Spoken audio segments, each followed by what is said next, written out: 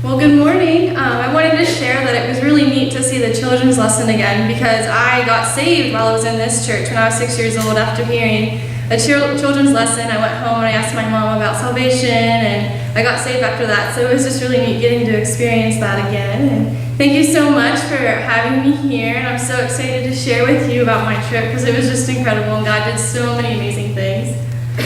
Is it focused?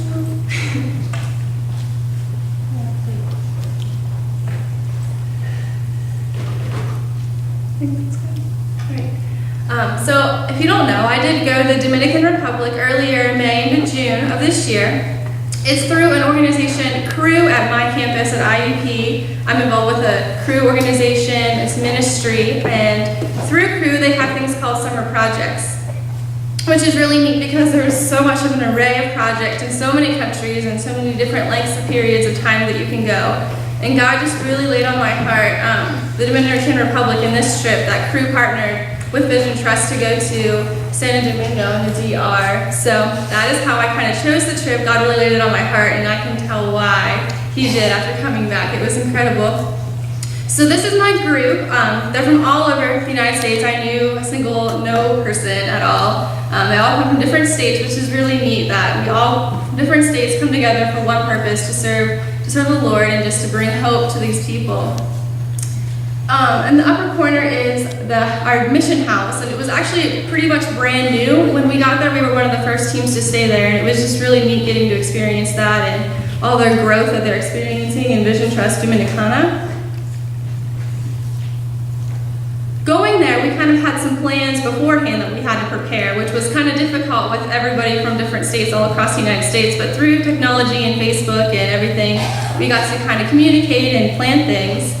Our team had 3 different age groups that we were going to teach vacation Bible school lessons to the children.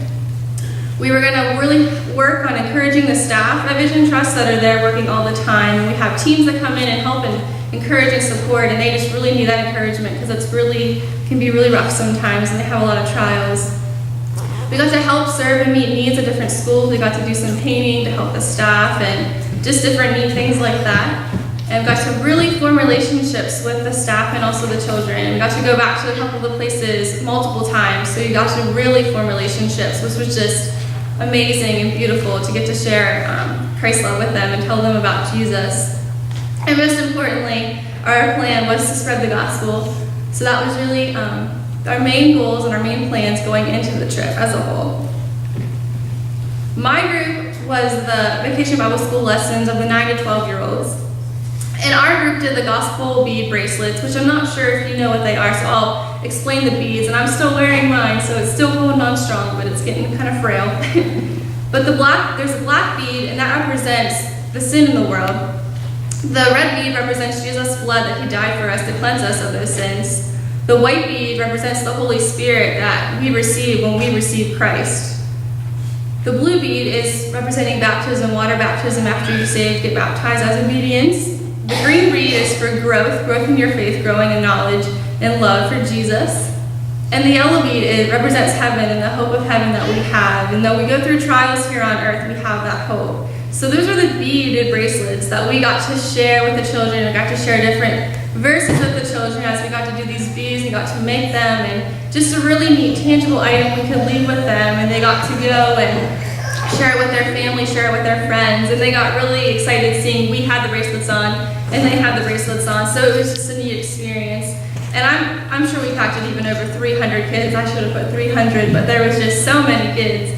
But it was also neat that my group had given this lesson multiple times throughout the week, and you would think, okay, it's getting tiring, but no. Every time getting to share the gospel with these kids was such a beautiful experience, and just really getting to envision spreading the gospel to all nations until the whole world hears. It was incredible. So for our projects, we went to 2 different schools, an after-school program, and also an orphanage. Las Cruces was the first place we went to, and that was the after-school program. The school system runs a little differently, like 8 to 12 is elementary, and then 12 to 4, and then later on at night is for the older. So we got to different sections of kids, different age groups, came at different times. And that was a really neat experience, even though they didn't have a lot at this after-school program. They had so much joy and so much hope, and the kids got to come, and these kids are sponsored that get to come here, and they get a meal. They feed them a meal for the day, and they get to have Bible lessons, and as you see in the bottom corner, we also had like a worship time of Spanish and English worship, of course. But it was really neat, so they're really getting fed super biblically and super just incredible staff that they have there. And this is a picture of the first friend I made on our trip, and her name was Stephanie. And that was kind of neat for me because my best friend's name is Stephanie, and my roommate at college. So that was just a comforting moment. And she was we were just walking through the village, just kind of touring it, seeing the impoverished areas. And she just came up to me and my friend Becca, just grabbed our hands and started walking. And I was just like, I have no idea who you are. I don't know if you have parents. I don't know where you live. And you're just coming up and just acting like it's nothing. That was doesn't happen in America. But it was really neat. And she was such a sweet girl. And she knew a little English, so she would hug you and say, I love you, in English. So that was just a really neat moment to get to share that day with her and just play, because she's a little ornery too. And so here's a picture of us kind of feeding some of the kids. It was a neat experience getting to serve them in that way, but it was also heartbreaking in some sense because the kids would ask for a to-go box because that may be the only meal their entire family gets for the whole day. So some of the kids got to eat their meal and some of it would get it and then save it. And who knows how many they had at home to have to share that little meal of rice and a banana with.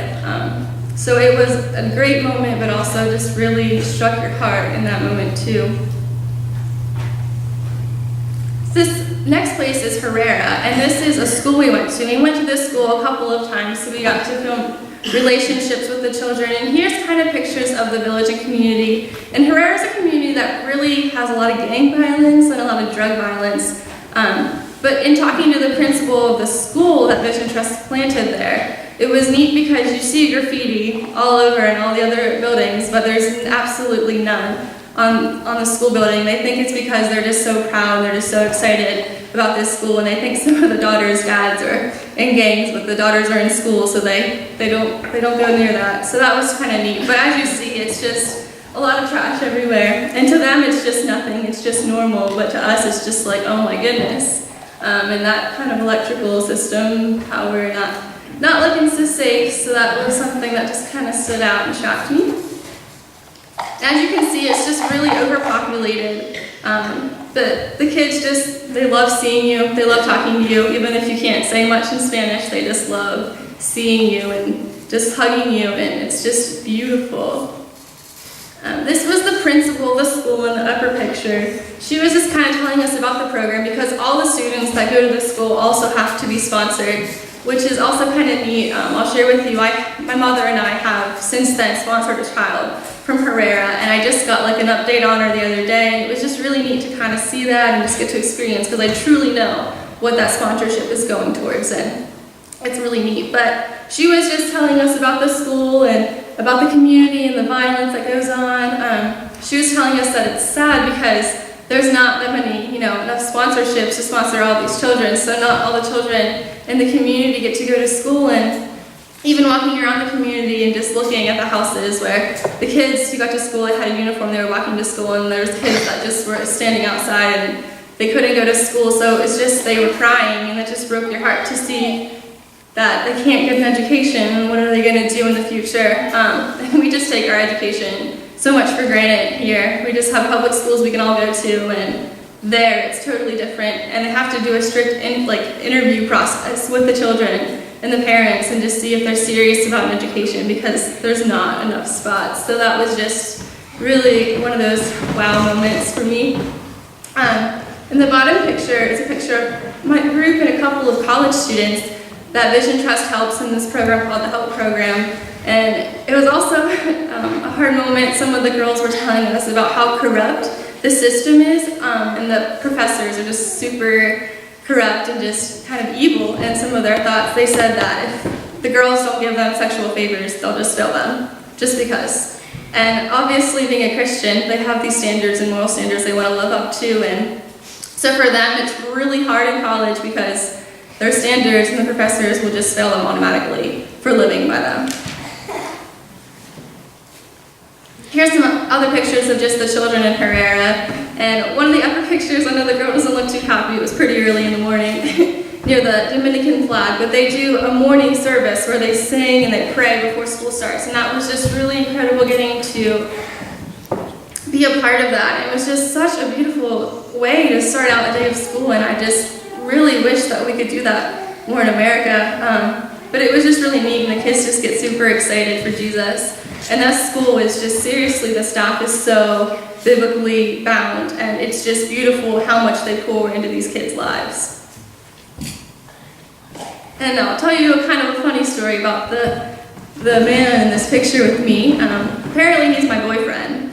But so I was helping these girls in the front of the room make bracelets, and one of the translators came to me and said, "There's a boy in the back that really wants to talk to you. All these boys want to talk to you." And mind you, I was working with 9 to 12-year-olds. They're about middle school, early or late elementary age.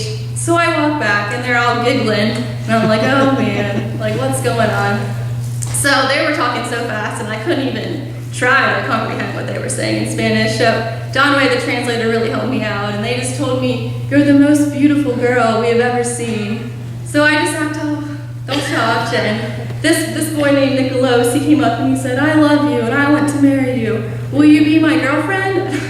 So of course I said yes. I mean, how nice was that? So they were just so sweet to me, and even later on before we left on the bus that day, I found him outside, and he just ran up to me and gave me a kiss, and on the cheek, of course. But it was just really neat. I was like, they're so sweet, so nice, and so happy that we're there, and they're a lot nicer than American boys, so that's my boyfriend.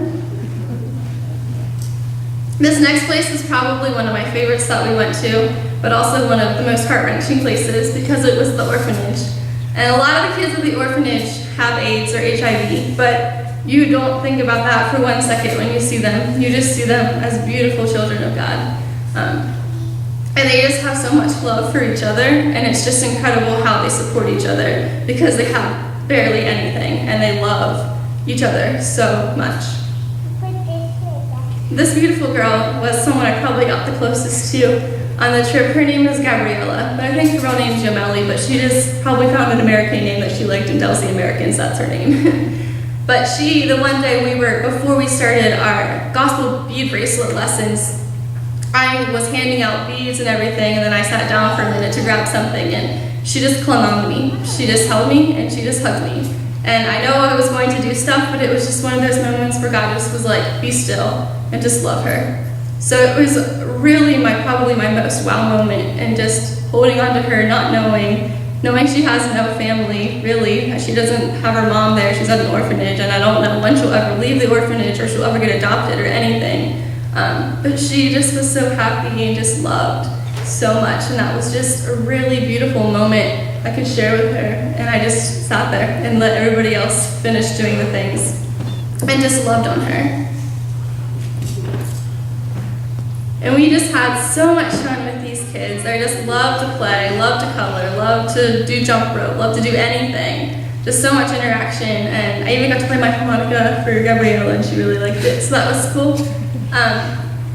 But also I'll tell you another kind of short story about the picture of this guy in the bottom. His name is Alex, and he has another brother named Edwin. And they came to the orphanage at a young age, and they had no problems. But later on, they developed a bone problem where they're basically paralyzed from the waist down, and they can't use their legs, so they're on wheelchairs, and their wheelchairs aren't very up to standard. And one is like a long white chair with handles, and then push down into a thing that has wheels. But it was just neat to see. He had so much joy, and the other kids just took such great care of them.